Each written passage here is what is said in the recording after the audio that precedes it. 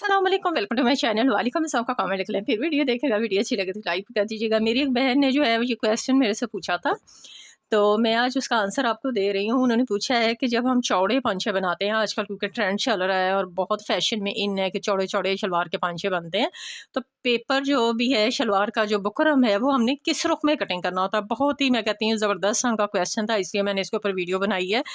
ये इतनी अहम सी बात थी ना कि मैंने सोचा कि इसके ऊपर आपको डिटेल से बताऊं कि बुकरम को कटिंग अगर आप आड़े रुख में कर लेते हैं तो आपका पांचा कभी सीधा नहीं बनेगा, वो टेढ़ा हो जाता है। वो इसीलिए उसमें सलवटें भी आ रही होती हैं, वो ख़राब भी हो रहा होता है। कुछ उसका मेथड इस तरह का होता है कि आप लोग उस तरह से पांचा बनाते नहीं हैं तो वो पांचा सही नहीं बनता है।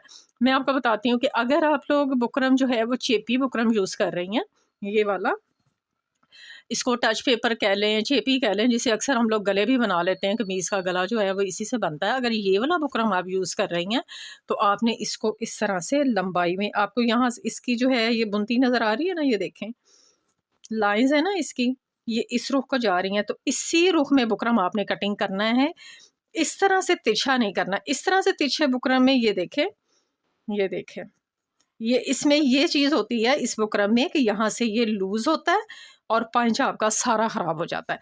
इस रुख को आप खींचते जाएं, इस रुख में बुकरम आपका नहीं खींचेगा। इसकी ये पहचान है। अगर आपको समझ नहीं आ रही है तो आप इस तरह से देख लें, जिस रुख को ये पांचा इस तरह से खींच रहा है ना, यहाँ से आपने कटिंग नहीं करना है। आपने पांचे को, मैं आपको थोड़ा सा कटिंग करके दिखा देती हूँ, इस तरह से कटिंग करना है, मतलब इस रुख में पांचा कटिंग करना है। ठीक हो गया।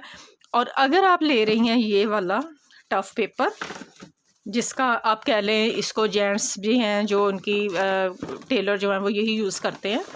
ये होता है ये वाला, ये मोटा, ये गौर से देख लें, ये वाला होता है, ये कपड़े की तरह होता है, ये होता ही कपड़े के ऊपर है। ये इस तरह बुकरम होता है। ये बुकरम जो होता है, अब ये देखो, ये इसका अर्ज़ है, ये टोटल, और ये इसकी इस तरह से लंबाई है। ये इसकी किनारी भी देख लो, ये आपको किनारी नज़र आ रही है ना। इस बुकरम को हमने इस रुख में कटिंग नहीं करना है, इसको हमने इस रुख में कटिंग करना है।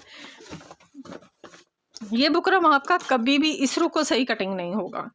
अब ये देखो, मैं पांचा जो है कटिंग करने लगी हूँ, तो मैं आपको बता देती हूँ। ये देखें, इस रुख को हम इसको फाड़ेंगे भी ना तो ये इजीली फटेगा। यहाँ से भी मैं इसको सीधा कर लूँ, ये देखें, ये देखें, बिल्कुल सीधा फटेगा। और अगर इसको आप किनारी वाली साइड से इस तरह से कटिंग करने की कोशिश करेंगी तो ये कभी भी ठीक नहीं रहेगा।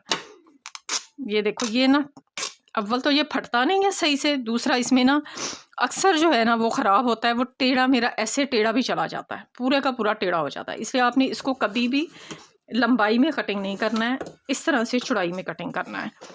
अब ये देखें, मैं एक पांचे की जो है वो बुकरम उतार रही हूँ। ये तरीका ये है कि आहिस्ता आहिस्ता इस तरह से उतारें इसको कटिंग करने की ज़रूरत नहीं होती है, क्योंकि ये फैब्रिक पे बना होता है, ये थोड़ा एक्सपेंसिव होता है, तो इसलिए इसको इसी तरह से फाड़ लेते हैं।